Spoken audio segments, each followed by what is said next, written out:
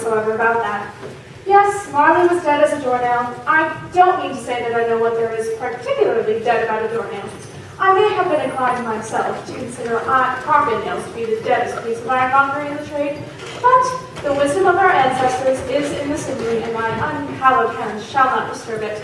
Therefore, you will permit me to repeat that Marley was dead as a doornail. There is no doubt that Marley was dead, however... This must be distinctly understood, for nothing wonderful can come of the story. Scrooge never painted out Marley's name.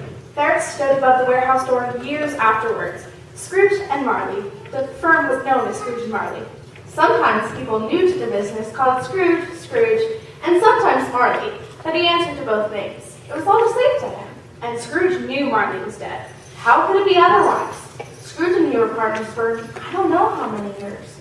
Scrooge was his sole executor, his sole administrator, his sole residuary legatee, his sole sign, his sole friend, and his sole mourner.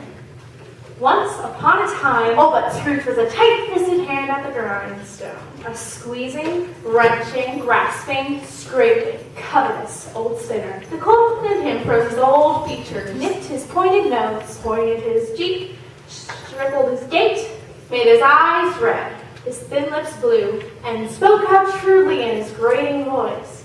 Bah! Humbug!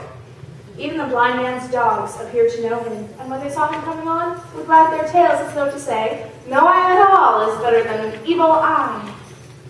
the city clocks had just gone 3, though it was quite dark already. It had not been light all day. Candlelights were flaring like ruddy smears upon palpable brown air.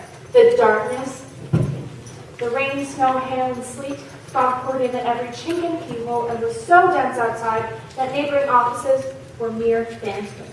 One might have thought that nature was burning on a large scale. Once upon a time, of all the good days of the year, Christmas Eve, Scrooge sat busy in his counting house.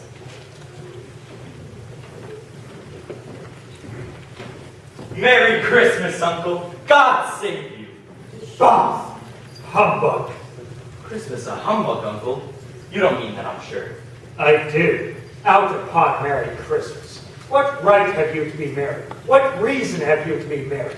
You're poor enough. What right have you to be dismal? What reason have you to be morose? You're rich enough. Bah! Humbug! Don't be angry, Uncle. What else can I be when I live in such a world of fools as this, Fred? Merry Christmas. What's Christmas time to you but a time for paying bills without money? A time for finding yourself a year older and not an hour richer? If I could work my will, every idiot who goes about with Merry Christmas on his lips should be boiled with his own pudding and buried with a stake of holly through his heart. He should. Uncle. Nephew, keep Christmas in your own way and let me keep it in mine. Keep it. But you don't keep it. Let me leave it alone then. Much good may it do you. Much good has it ever done you. There are many things from which I might have derived good, but which I have not profited, I dare say. Christmas is among the rest. But I am sure I have always saw the Christmas time, apart from its sacred name and origin, as a good time. A kind, forgiving, charitable time. The only time in the long calendar of the year in which men and women open their shut-up hearts freely and view people below them as if they really were fellow passengers to the grave, and not just other creatures bound to other journeys. And therefore, Uncle, though it has never put a scrap of gold in my pocket, I believe Christmas has done me good, and will do me good. And I say, God bless it! Let me hear another sound from you, Bob Cratchit, and you'll keep your Christmas by losing your situation!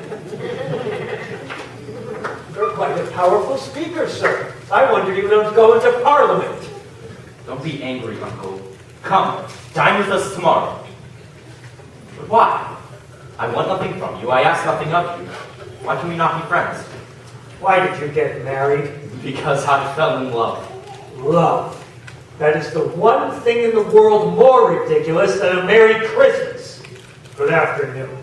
Now, Uncle, you didn't come to see me before. Why use it as a reason for not coming now? Good afternoon. I am so sorry with all my heart to find you so resolute. We've never had any quarrel. But I have made my trial at home at you Christmas. And I will keep my Christmas humor till the last. So a Merry Christmas, Uncle. Good afternoon. And a Happy New Year. Good afternoon.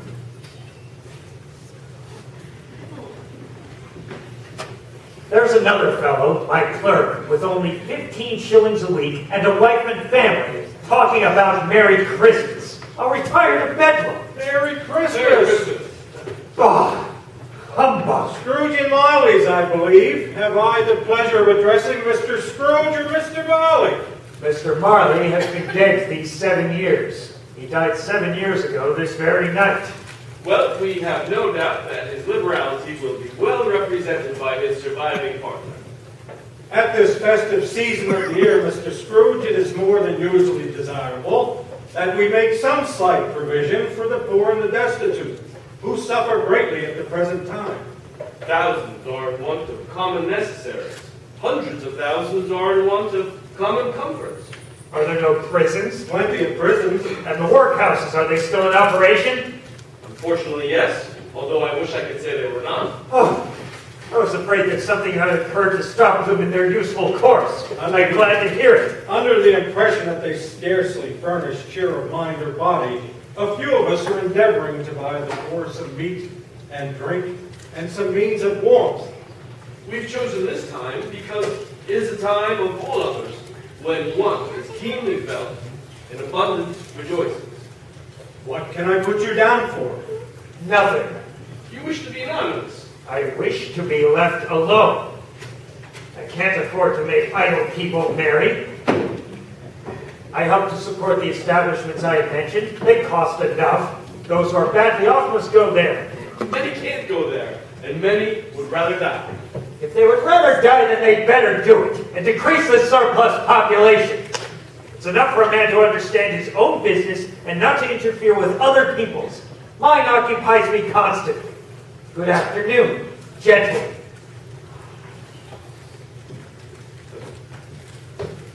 It's useless to pursue this point further. Good afternoon. Good afternoon. Scrooge resumed his labors with an improved opinion of himself and a more facetious temper than usual within. The ancient tower of the church, whose gruff old bell was always beating slyly through the Gothic window, struck the hours with tremulous vibrations, as if its teeth were shattering in its frozen head. The cold became intense. In the main street, there was a great fire of leisure. A party of ragged men and boys warmed their hands in rapture. At length, the hour of shutting up the counting house arrived. You'll want all day tomorrow, I suppose, it being Christmas. It's quite convenient, sir. It's not convenient, and it's not fair. It's only once a year. A poor excuse for picking a man's pocket every 25th of December. But I suppose you must have the whole day. Be here all the earlier the next morning. Scrooge went home to bed. He lived in the chambers that once belonged to his now deceased partner, Jacob Marley. It was old enough and dreary enough, for no one lived in it but Scrooge. The fog and frogs so hung about the black old gateway of the house that it seemed as if the genius of the weather sat in mournful meditation on the threshold. Bah! Humbug! Now, it is a fact that there was nothing at all particular about the knocker on the door, except that it was very large. It is also a fact that Scrooge had seen it night and day during his whole residence. So let any man explain to me, if he can, how it happened that Scrooge, having his keys in the lock of the door, saw not a knocker, but Marley's face. Hello! Humbug! Night and morning, morning and night, key in the lock and out again, night and morning, morning and night. In the door, up the staircase, sitting room, bedroom, a low fire, a little gruel. Marley? Humbug! Night and morning, morning, night. Clerks, counting houses, silver and gold, gold and gold. Night and morning, morning and night. Humbug! You were never one to be frightened by echoes, Scrooge. Nobody under the table, nobody on the sofa, nobody, nobody, nobody, nobody. Spoon, basin, saucepan, gruel, nobody. Nobody in the closet. Nobody enters the bed. Close the door. Lock yourself there. Double lock. Humbug. It's humbug still. Marley? Jacob Marley! The same face. The very same. The usual waistcoat, tights, and boots. The tassel, his pigtail, his coat. But his chain clasped around his middle. Keys, padlocks, cash boxes, heavy purses wrought in steel. Hey now, what do you want with me? Much. Marley's voice, no doubt about it, and his death cold eyes. Who are you? Ask me who I was. Who were you then? In life, I was your partner, Jacob Marley. You do not believe me. I don't. Why do you doubt your senses? Because a little thing affects them. A slight disorder of the stomach makes them cheat. You may be an undigested bit of beef, a blot of mustard, a crumb of cheese. There's more gravy than a gravy. Dreadful apparition, why do you trouble me? It is required that every man must walk abroad among fellow men throughout his life. If that man goes not forth among fellow men in life, his soul is condemned to do so after death. His soul is doomed to wander the world and witness the happiness it cannot share, but might have on earth. You're fetish. Tell me why. I wear the chains I forged in life. I made them link by link, yard by yard, and of my own free will I wore them. Is its pattern strange to you, or would you know it? The weight and length of the strong coils you bear yourself. Yours was as heavy and as long as this 7 Christmas Eves ago. You have labored on it since. It is a ponderous shame. Jacob. Oh, Jacob Marley, speak comfort to me, Jacob. I have none to give. 7 years dead and traveling all the time? Nor peace nor rest, only incessant torture and remorse. Mark me. In life, my spirit never moved beyond the counting house, and weary journeys lie beyond it. No space of regret can make amends for opportunities misused in my life. But you were always a good man of business, Jacob. Business! Mankind was my business. The common welfare was my business. Charity, mercy, forbearance, and benevolence were all my business. The dealings of my trade were but a drop of water in the comprehensive ocean of my business.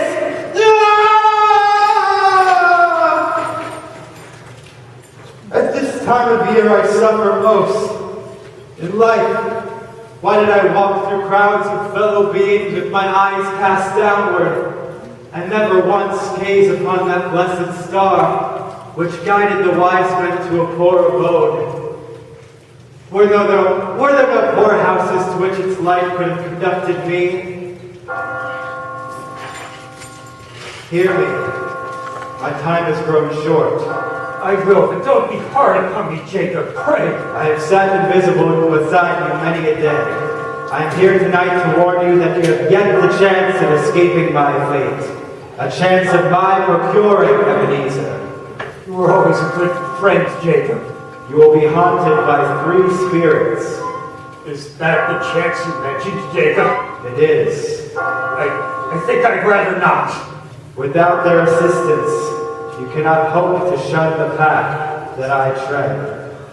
Expect the first when the bell tolls 1. Couldn't I take them all at once and have it over, Jacob? Look to see me no more, and look for your own sake that you remember what passed between us. Scrooge saw the air was filled with phantoms. Some lived together, none were free. Many had been known to Scrooge personally in their lives. The misery with them all, though they sought to interfere for good in human matters, they had lost that power forever. Scrooge tried to speak, but stopped at the first syllable. Whether the fatigues of that day or his glimpse of the invisible world, he fell asleep in an instant. Tick tock, tick tock, tick tock, tick tock, tick tock. Marley's ghost bothered him exceedingly. Every time Scrooge resolved within himself after mature inquiry that it was just a dream, his mind flew back again and presented the same problem. Was it a dream or not? A dream and nothing else.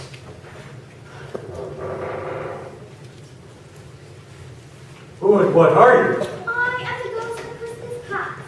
Long past? No, your past. What business brings you? Your welfare. Now rise and walk with me. Much obliged, but the bed is warm and the thermometer is a long way below freezing. Rise. Now, walk with me. I am mortal and liable to fall. You shall be upheld. These are the things that have been. They have no consciousness of us. Do you recollect the way? Remember it. I could walk it blindfolded. I was bred in this place. I was a boy here. The bridge and church, the winding river, Powell's clock and strut, the schoolhouse. There's the parrot, green body and yellow tail, with a thing like a lettuce growing out of the top of his head. There he is. But what good has it ever done me? A schoolhouse, not quite deserted. A solitary child neglected by his family and friends. His blackberry stiff. I know it. What was Merry Christmas to me? Left there with that terrible voice in the hall, the schoolmaster who glared in fierce condescension. Windows cracked, fragments of plaster fell out of the ceiling, dark, dirty. There I was. When all the other boys had gone home for the jolly holidays.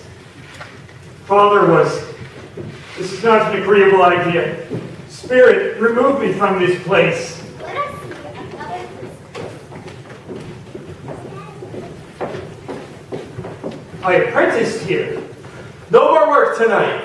Why, it's the Fezziwigs. Bless their hearts, it's the Fezziwigs alive again. Merry Christmas, Ebenezer. Merry Christmas. Merry Christmas. Bar the shutters, 1, 2, 3. Have them in their places, 4, 5, 6. Bar them and pin them, 7, 8, 9. Clear away, my lads, and let's make lots of room here. Every movable thing was packed off. The floor was swept and watered. The lamps were trimmed. The warehouse became warm and bright as a ballroom. Housemaids, cousins, fiddlers, cooks, milkmen, in they all came one after another. Some shyly, some boldly, some gracefully, some awkwardly, some pushing, some pulling. In they all came one after another. Anyhow and any and everyhow. And there were dances, And forfeits. and negus, And cold roasts. And cake. and mince pies. And more dances. But the great effect of the evening came when the fiddler struck up. Sir Roger de Coverley. Then old Fezziwig stood out to dance with Mrs. Fezziwig, a top couple with 3 or 4 or 20 pairs of partners. People who were not to be trifled with, people who had danced and had no intention of walking. And when old Fezziwig and Mrs. Fezziwig had gone off to the dance, advance and retire, both hands to your partner, bow and curtsy, corkscrew, thread the needle, and back again to your place. Fezziwig moved so rapidly that he appeared to wink with his legs and came upon his feet again without a stagger. Deck the halls with boughs of holly, la la la la la la la la. 'Tis the season to be jolly, la la la la la la. A small matter to make me silly and full of gratitude. Small. Why is it not? He has not but a few pounds of their morning money. 3 or 4 perhaps. That's so much as 800 It isn't that. It isn't that, Spirit, but that he has the power to render us happy or unhappy, to make our service light or burdensome, a pleasure or toil. The happiness he gave was quite as great as if it cost a fortune. What's the matter? Nothing particular. Something evident. No. I should just like to be able to say a word to Bob Cratchit, my clerk just now. That's all. My time grows short. Quick. We are so much older, Spirit. Your face is not the harsh and loving lines of ladies. The highs of were inside of care and avarice. It matters little now. Another idol has displaced me. What idol? Gold. I have seen your nobler aspirations fall off one by one, until your master passion, gain, engrosses you. Have I not? But I have not changed towards you. Our contract is an old one. It was made when we were both poor and contented to be so, until we could improve our worldly fortune. You were changed, Ebenezer. When your fortune was made, you became another man. What? A changed nature, an altered spirit. In everything that made my love of any worth or value in your sight. Tell me, would you seek me out and try to win me as you are now? Me, a towerless girl. You, who weigh everything by gain. And do I not know that your regret would surely follow? I release you with a heart longing for the man you once were. May you be happy in the life you've chosen. Belle! Belle, wait! Spirit, show me no more. Why do you delight to torture me? One shadow more. No more. Show me no more.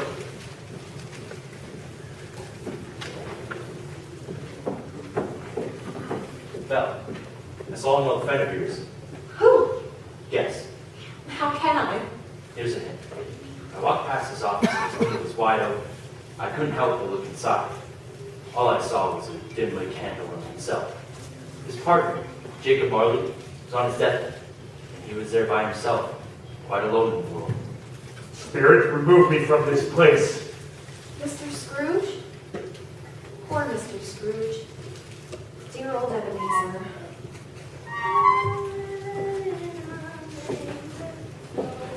Leave me. Take me back. I told you these are the things I have made. They are what they are. Do not blame me. Haunt me no longer. Do not blame me.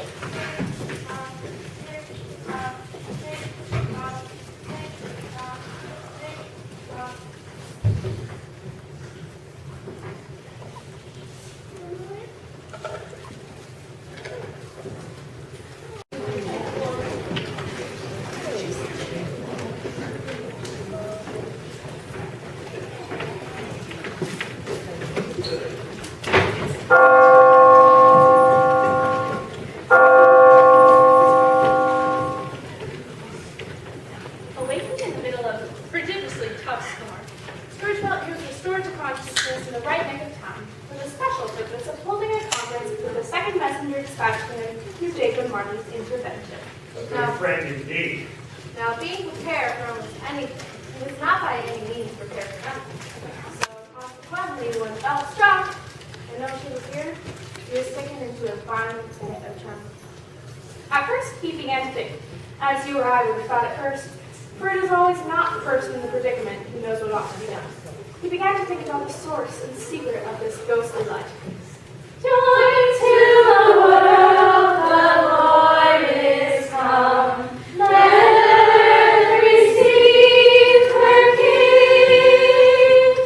Let every heart prepare him room, and heaven and nature sing, and heaven and nature sing, and heaven and nature sing. Look upon me and know me better. I am the ghost of Christmas present. Spirit, conduct me where you will. If you have aught to teach me, let me profit by it. Touch my robe. The skies are gloomy. The streets are choked with a dingy mist, half thawed, half frozen. The house fronts look black enough, and the windows blacker. There is nothing very pleasant in the climate or the town, and yet there is an air of cheerfulness abroad in which the cleanest summer air and the brightest summer sun might endeavor to diffuse in vain. The grocers are neatly closed. Quick, figs, French plums, candied fruits, cinnamon, red berries, turkeys, sausages, oysters, pies, and punch, chestnuts, hot chestnuts. Merry Christmas!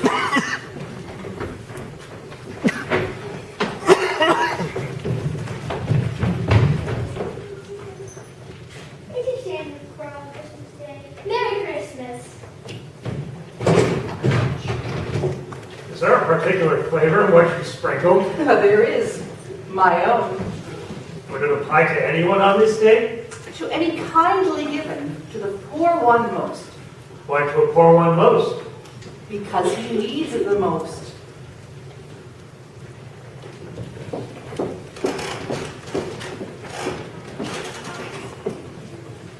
Who? Mrs. Bob Cratchit, dressed up but poorly in a twice-turned gown, but braided ribbons.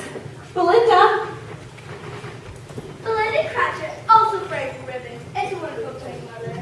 but suppose it should not be done in time. Suppose it should break in turning out. Here.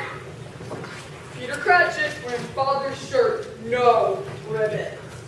Suppose somebody should have got over the wall of the backyard and stolen it while I was making merry with the goose. There's such a goose. Martha! Martha Cratchit. Oh, why bless your heart alive, my dear, how late you are. We have to do work to finish up this and get away this morning, Mother. Have a sit before the fire and have a warm. Father's coming.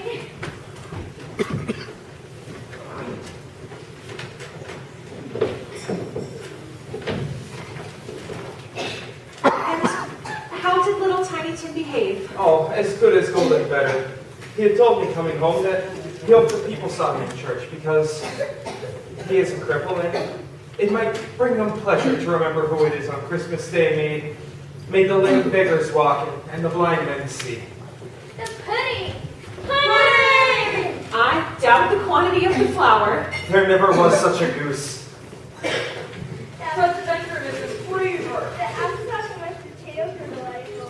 It's a small pudding for such a large family, but blazing with brandy. I regard it as the greatest success achieved by Mrs. Cratchit since our marriage.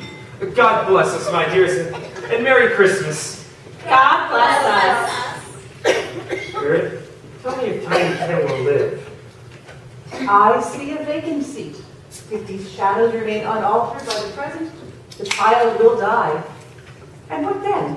If he be like to die, he had better get to it and decrease the surplus population. Oh, and a toast to Mr. Scrooge, the founder of this feast. The founder of the feast, indeed. I wish I had him here. I'd give him a piece of my mind to feast upon. My dear, the children, Christmas Day. It should be Christmas Day only, I am sure, on which one drinks to the health of such an odious, stingy, hard, unfeeling man as Mr. Scrooge.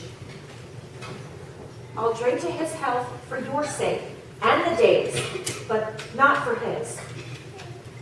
Oh, and Peter, I have a situation in my eye for you that, if obtained, should bring in a full 5 and 6 pence weekly. My Peter, a man of business! They are not a handsome family. They are not well dressed. Their shoes are far from being waterproof, and their clothes are scanty. But they are happy, grateful, and pleased with one another, contented with their time together.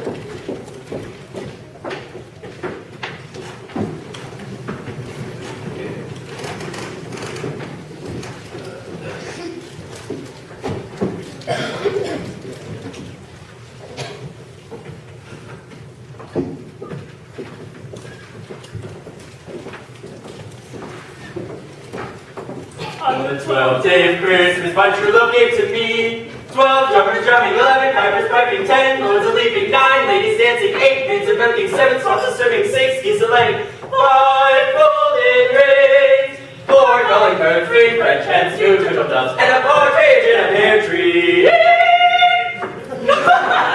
Merry Christmas! And a happy new year, friend. Uncle Scrooge said that Christmas is a humbug.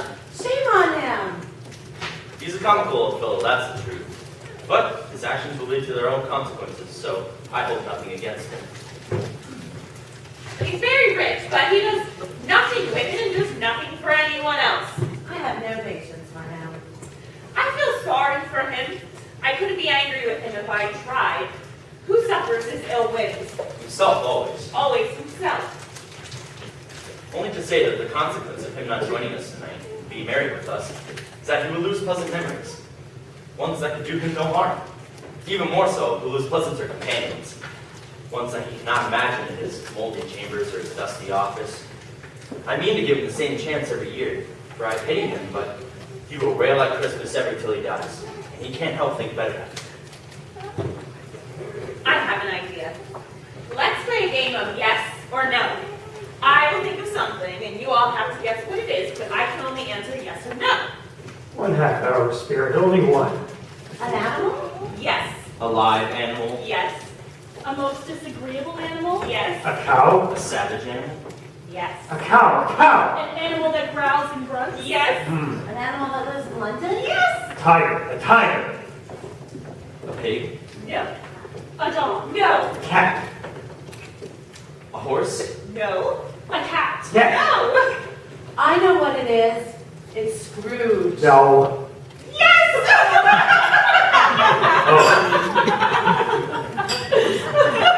Merry Christmas and Happy New Year to the old man, whatever he is. Though he doesn't take it from me, I wish him a Merry Christmas all the same. To Uncle Scrooge! Uncle Scrooge!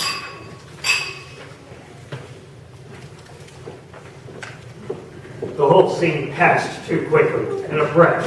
There is much to see. Above the black and heaving sea, on, until being far away, we light upon a ship. Stand beside the officers who have to watch, dark figures in their several stations, yet every man among them hum a Christmas tune or have a Christmas thought. Every man on board, waking or sleeping, good or bad, has a kinder thought for one another on that day of the year. Onto foreign lands and poorhouses, prisons, hospitals, misery is every refuge. Mankind is made greater by their hope. Forgive me if I'm not justified in what I ask, but I see something strange. Yellow, meager, ragged, scowling, wolfish. Where youthful grace should fill their features out, a stale and shriveled hand like that of age has pinched and twisted and torn them all to shreds. Where angels should have sat enthroned, devils lurked and glared out menacing. No change, no degradation, no perversion of mankind has monsters half as horrible and dread. Spirit, are they yours? They are man's. Have they no refuge or resource? Are there no prisons? Are there no workhouses? Tick, tock, tick, tock, tick, tock, tick, tock, tick, tock.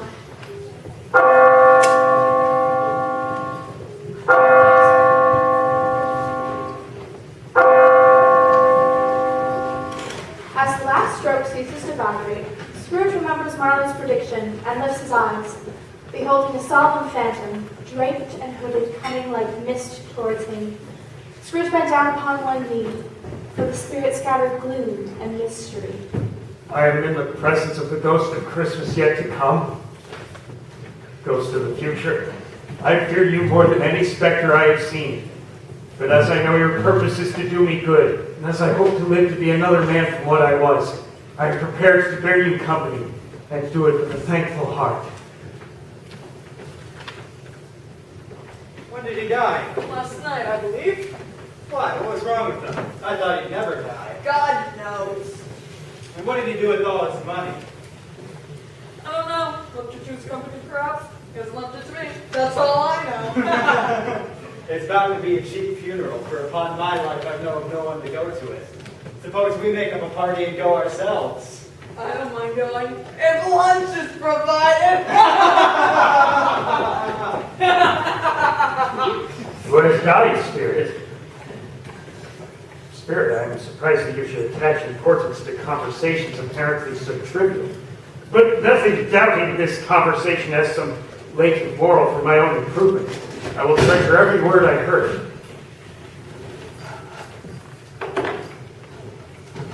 Iron, old rags, bottles, old keys, rusty nails, bones. The smell of dirt, filth, and misery.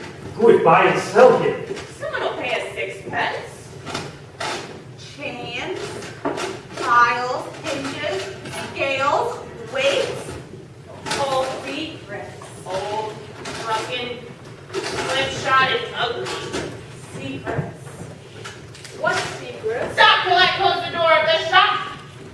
There's no door anymore. Come into the parlor, come into the parlor. Secrets? Everyone has a right to take care of himself.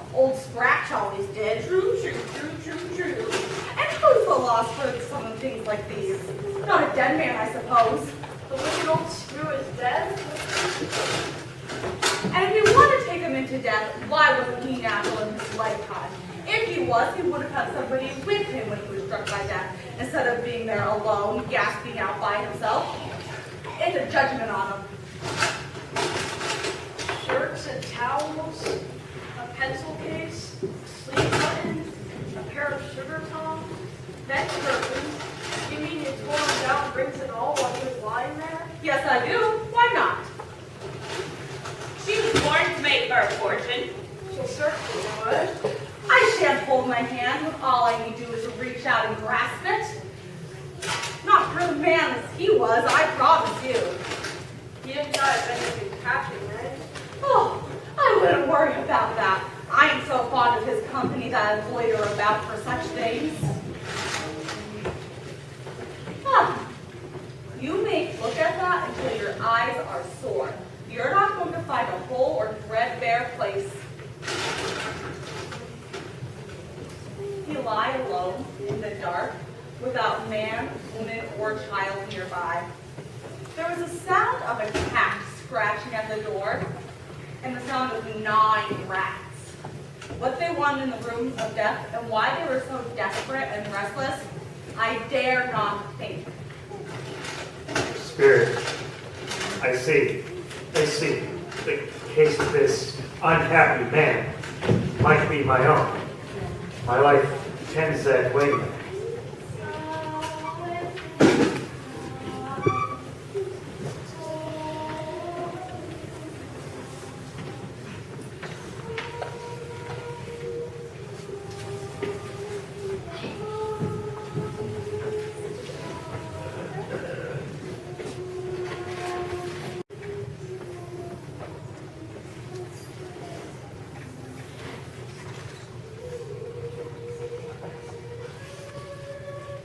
I wish you could see how green a place this is.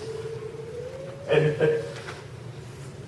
I promise I will be here every Sunday. Mr. Scrooge's nephew, whom I've only met once, he gave me his card and he offered his sympathies. Now, it wasn't for anything he might be able to do for us, but in his own way it was quite genuine. It seemed that he'd really come to know you and that he felt with us in some real way.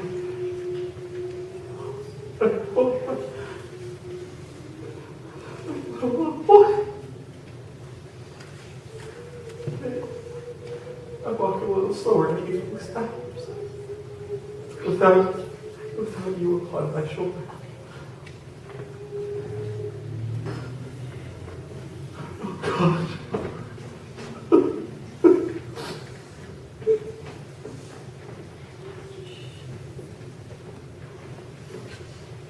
This street is where my occupation is. It has been for a length of time. I see the counting house. Let me behold what I shall be in days to come. Counting house is yonder. Why do you point away?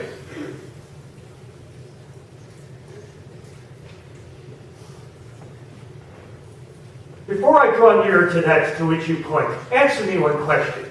Are these shadows of things that will be, or are they the shadows of the things that may be?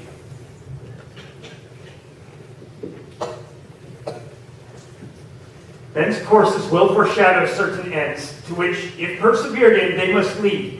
But if the courses be departed from, the ends will change. Say it is thus with what you show me.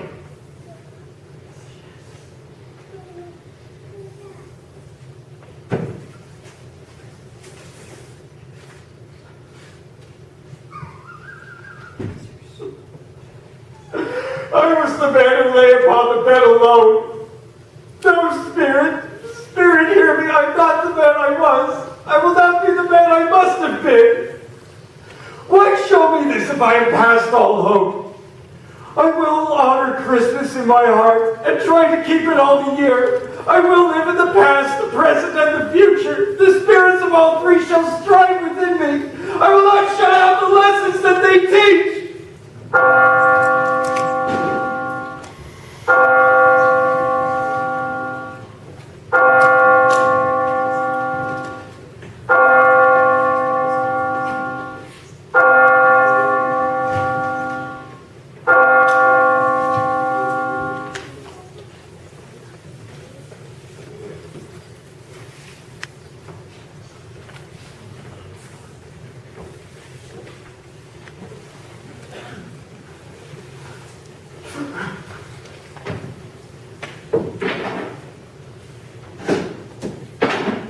will live in the past, the present, and the future. The spirits of all three shall strive within me. I will honor Christmas in my heart and try to keep it all the year. Yes, the bedposts are my own. The bed is my own. The room is my own. The bed curtains are not torn down. They are here. I am here. The shadows of things that would have been may be dispelled. They will be. I know they will be. There's the saucepan that the gruel was in. There's the door by which the ghost of Jacob Marley entered. There's the window where I saw the wandering spirits. A Merry Christmas to everyone! A Happy New Year to all the world! Hello! Hello! I'm light as a feather. I'm as happy as an angel. I'm as merry as a schoolboy. I don't know how long I've been among the spirits. I don't know what day of the month it is. I don't know anything. I'm quite a baby.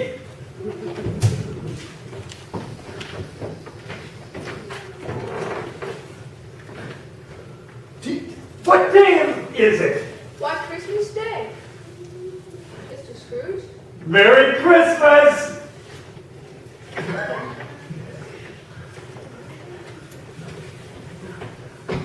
Do you know the poulterers in the next street at the corner? I'm sure invited. An intelligent boy, a remarkable boy. Do you know whether they've sold the prize turkey that was hanging up there? Not the little prize turkey, the big one. You mean the one as big as me? What a delightful boy, yes. It's hanging there now. Go and buy it. Deliver it to the Cratchits in Camden Town. But don't tell them who sent it. It'll be impossible to carry. You must get a cab. Yes, sir. It's Christmas Day. I haven't missed it. I don't know what to do. A Merry Christmas to everybody. A Happy New Year to all the world. The chuckle with which you said this, and the chuckle with which you paid for the turkey, and the chuckle with which you paid for the cat, and the chuckle with which you recompensed the boy, were only to be exceeded by the chuckle with which he sat down breathless in his chair again. Shaving was not an easy task, for his head was shaking exceedingly. Shaving requires much attention, even when you don't dance while you're at it. He dressed himself in all his best, and was at last ready to go out onto the streets.